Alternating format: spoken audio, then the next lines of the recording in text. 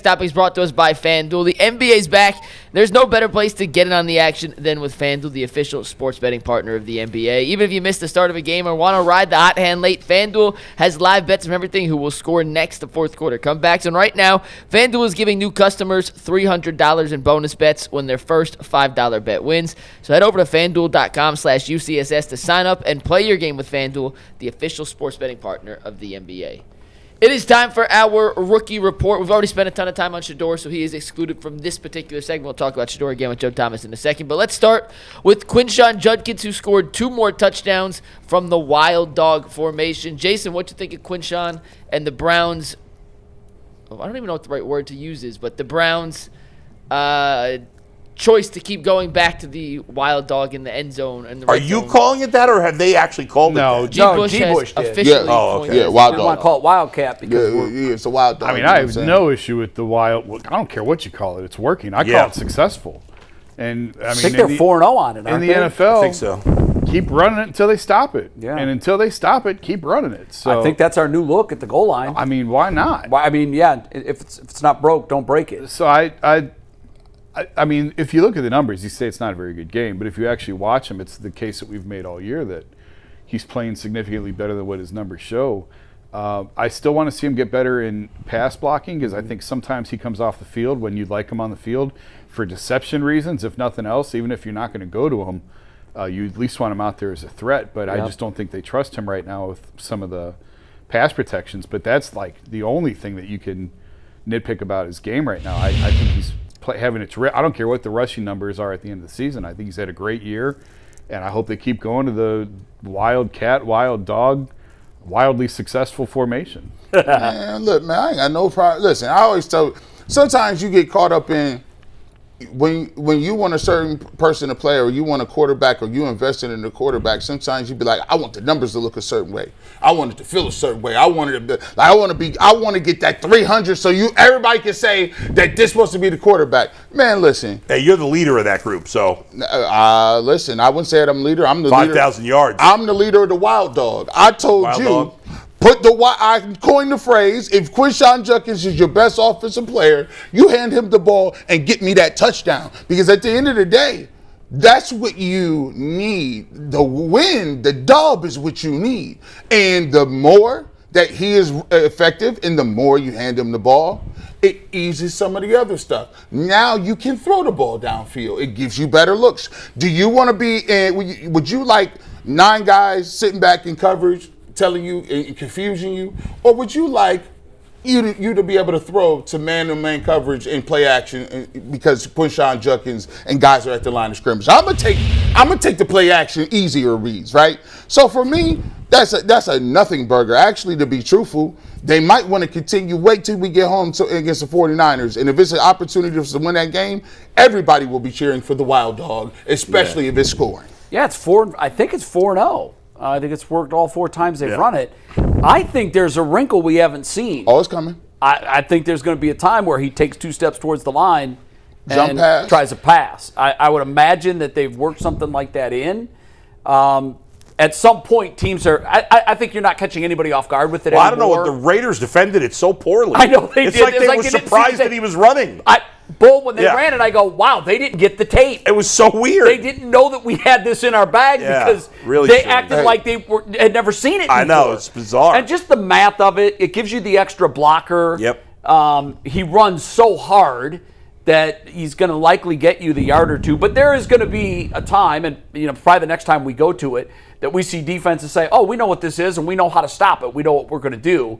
And I hope that's when we see the Tommy Rees wrinkle where he either runs to the line and throws, or maybe runs down the line and looks for an open tight end on just a little slant. Something else has to be there.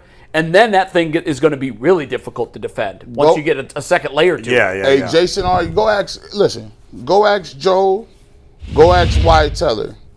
You ask them what they want to run on the goal line. I bet you they'll tell you they're a big fan of the wild dog because it gives them opportunity to come off the ball and be physical and take it at the defense. We forget because they are older, and this is a couple of years ago. But one of the best aspects of the Cleveland Browns was their physical nature. Go back and watch that little screen pass, and I know we talk about the wild dog, but go back and watch the little screen back pass to Dillon Sampson. David Njoku, great block.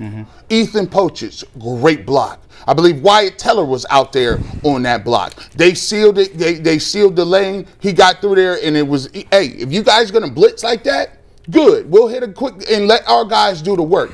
But I like the fact that they're going to let these dudes be physical because it puts them on their heels. If you playing a team like the Las Vegas Raiders and they ain't no good, man, we bringing the pain to y'all. Like, you going to have to stop this. I wanted them to do it on the third down. When they got cute and it was a false start, I'm like, no, bring that wild dog right back in here. Make them stop that. Hey, Mike, can you put up the Quinshon stats again? You want a season or as The season, stats? please. Yeah. You know, guys, they say numbers can lie sometimes, right? Well, I think outside of the touchdowns, clearly, if you've watched Quinshon Judkins play every game this season, which we all have, those numbers lie. 3.8 yards per carry is terrible. That's a terrible number. And if you hadn't watched the Browns play all year and you saw those statistics, you'd be like, he's having a lousy season. Well, statistically, outside of touchdowns, he is not having a good season. But if you've actually watched the games, again, which we all have, you understand the fact that it seems like almost every play he is hit in the backfield. Quite often he is hit. And that's why I think he's second or third in the league in yards after contact, because he never goes down or rarely goes down with the first contact. And the upside for this guy is so obvious for anybody that's watching him play. Like, in my mind, he can be a 13, 14, even 1,500-yard back without a doubt. He's that good. Now, the part of his game that needs to improve, as Jason mentioned, is the pass blocking and just his ability to be a factor in the passing game in general. That'll may be more of a factor of the Browns' offense as a whole. That's where I think missing training camp hurts him. Yeah, right. Yep. And because he's talented enough, like, he's been a non-factor in the passing game. I think he's only got 70 receiving yards. Like, I'd like to see him, have 400 receiving yards down the line. I don't think there's any reason he couldn't get there. This guy, I'll be shocked if Quinshon Judkins is not a superstar in the next couple of years. Yeah, I believe all that. I believe, because you're right, the 3.8 isn't impressive, but Leroy has said it a million times. He doesn't look at yards per carry. I know that you really focus on it. Everybody needs a goal line back. If you look at teams this year, one of them is the Cowboys that have struggled in goal line situations inside the red zone. That can make a mediocre season. I think they're 5-5-1. That can make a mediocre season a great season if you've got the goal line part of it figured out. Most games in the NFL are one-score games. If you find ways to score touchdowns instead of kick field goals, you dramatically increase your likelihood of winning one-score games. I think Judkins' true superpower is he can score touchdowns. He's got a nose for the end zone. It's kind of like Kareem Hunt. Kareem Hunt is a guy that, if you look at his numbers, even if you watch him week to week, nothing really, but he's their goal line back. Right, but and you've got to have a guy that can score touchdowns. But Quinshon has got to be way. They didn't draft him that high to just be a goal line back. No, they he's didn't. Way better than that. They didn't, but you said what makes him a much better back is the fact that he scores touchdowns. Well, 4 of them came on Wildcat. Right. So I think yes, I agree with you. I do think he has I don't know about the 400 receiving yards per season. I'd love that. Yeah. But I do think he is a 1,200 to 1,300 yard back in the NFL, and he's a double-digit touchdown guy in the NFL. And I think the upside on him is unbelievable. Again, I don't know what their methodology was for this last draft class. They got it right. They just got it right. I look at one of the guys that we haven't talked about. I thought Mason Graham had an A+ game. But, man, Harold Fannin Jr., I mean, dang, bro, you don't like going down? Like, it takes when Harold Fannin Jr. catch the ball, bro, like, it's 10 guys. Like, count how many times he gets tackled but don't get tackled. They just have to eventually blow the whistle because his momentum has stopped. Yeah. They're like, okay. Black and blue bruises over those 40 yards than anybody that's ever had 40 yards. And 6 targets doesn't sound like a lot, but Shedeur only threw, 19 passes? 20 passes. Yeah. So that's, almost a third. And I think he should be targeted a ton because he's probably their most reliable guy in the passing game. He should be our primary receiver. Yeah, he does He a leads the lot. team in receiving yards for what it's worth. Yeah, He does a should lot. continue He to lead plays the team in a lot of different positions. They move him around. The thing that, this was a nice play. I think they did a tight end screen, and I think Shedeur was by his end zone. And he threw a nice that was a nice touch on the football. It's 3rd and 13. 3rd and 13, and Harold Fannin Jr. catches the ball.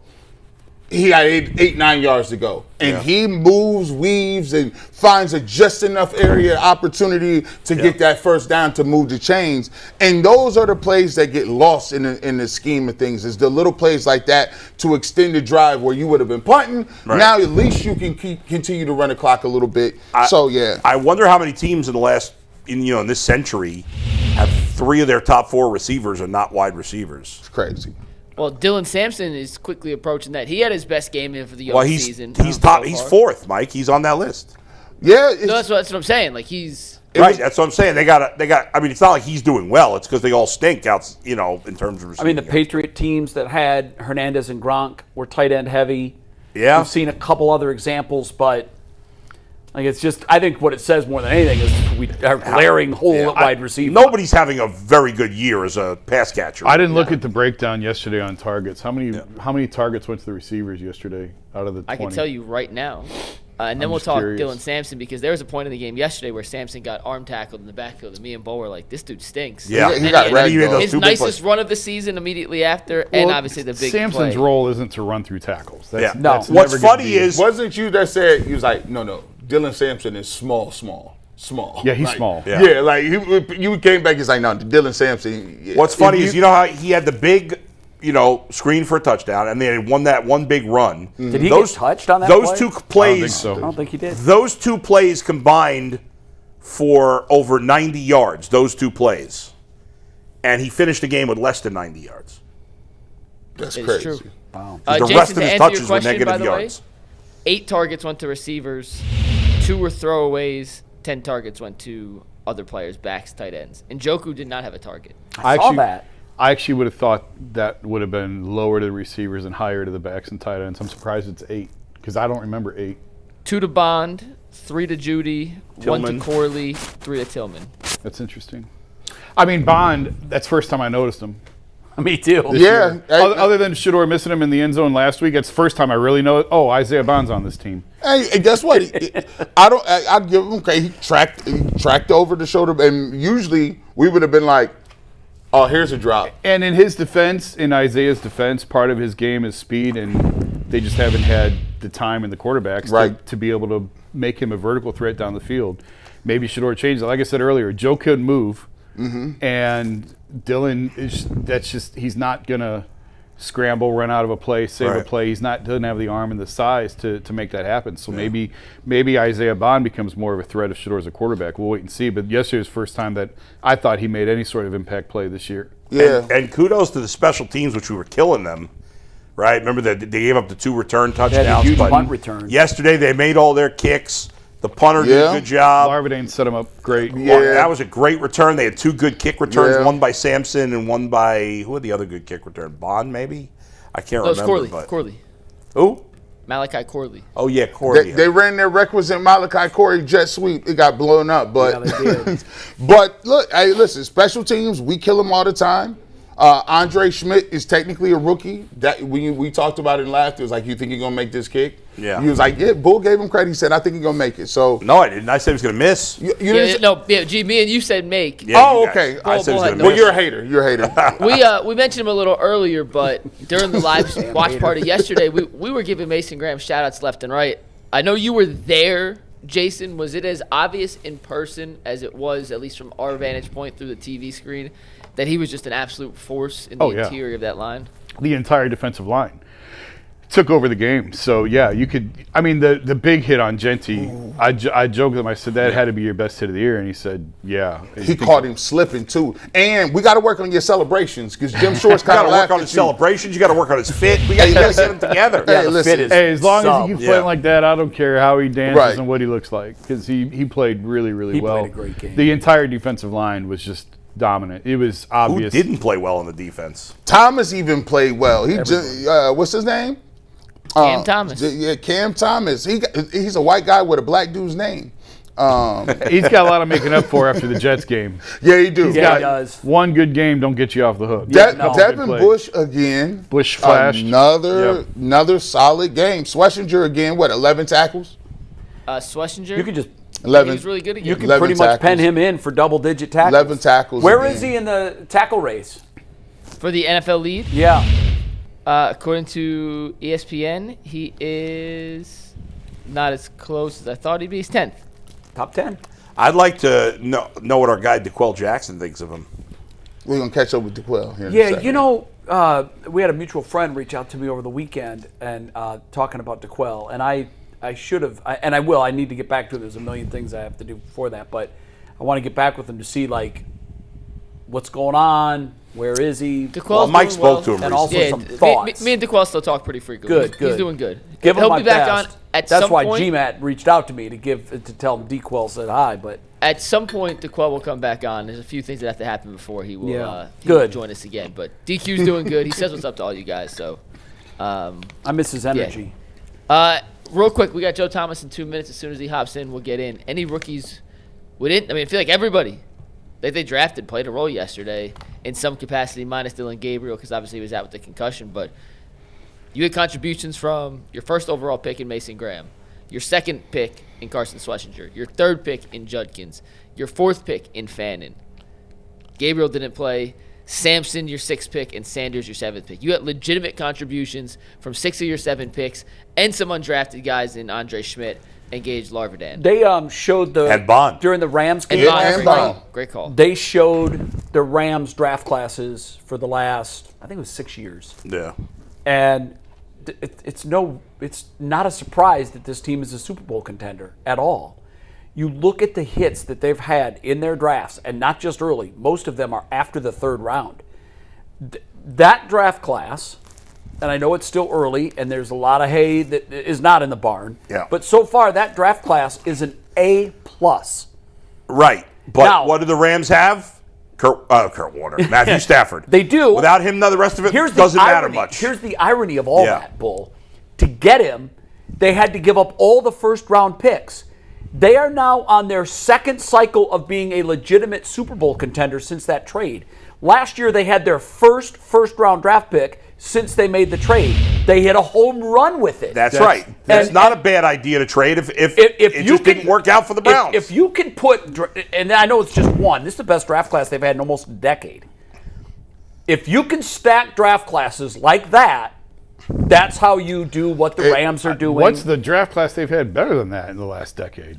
I'm saying at least a decade. Oh, I think I it's- mean, I don't think they've had one since their rebirth, but I haven't gone back and looked at every single Yeah. class. Every single But- person that was on that list contributed To a greatly win. in a win. Yeah. And as a Absolutely. rookie, that's very difficult. Yeah. to And that say, if almost ever. never happens. Yeah. And you've got some free agents on there yeah. that, Bond wasn't a draft pick. It's funny. He made a big play. We'll go to Joe. The Rams trade you mentioned, that is the rare trade where both teams would do it Yes, again and again and they again would. and again. That It is. worked out And well it's worth for both mentioning of them. too, the Rams had their first round pick in forever last year.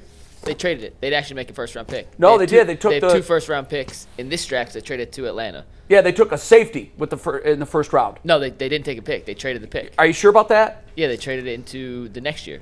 All right. Okay, It I'll doesn't look Bring it in up. Joe. doesn't Let's really But I bring in think Joe. the safety. I think they took that safety number 8 in the first round. That guy's he's a monster. Last At least last night they said he was a first round pick. I'll check it though. Yeah, you're wrong on that, but it's okay.